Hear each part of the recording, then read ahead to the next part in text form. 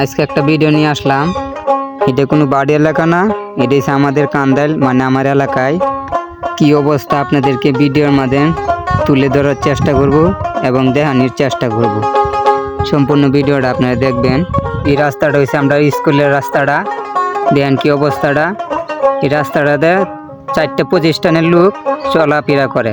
High school, primary school, মাদ্রাসা, সরকার একটা hospital এবং খেলার মতন বড় একটা মাঠ আছে আমাদের।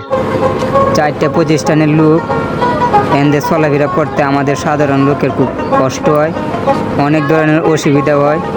আমাদের কান্দাইলের মাথা যারা, সম্মানিত লোক যারা, তাদেরকে বলতেছি এটার ব্যবস্থা নেওয়ার জন্য, কারণ আমরা সাধারণ লোক চলাফেরা করতে অনেক কষ্ট হয়।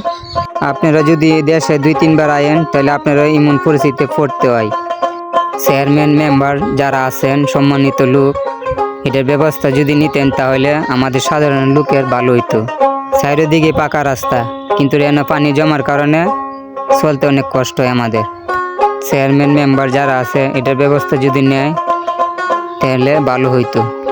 সাধারণ মানুষ হিসেবে, ছোট হিসেবে আপনাদের কাছে এটি রিকোয়েস্ট, আপনারা দ্রুত এটার কোনো একটা ব্যবস্থা নেন।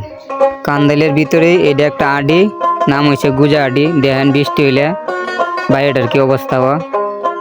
এটা হচ্ছে আমাদের নয়া বাজার, বাজারে যাইতে রাস্তাটা। এই রাস্তাটারও দেখেন কি অবস্থা, আডু পানি হয়ে লইছে। পানি হওয়ার কারণে বাজারে মানুষ আসতে চায় না। এক কথায় মানুষের চলাফেরা অনেক কষ্ট হয়।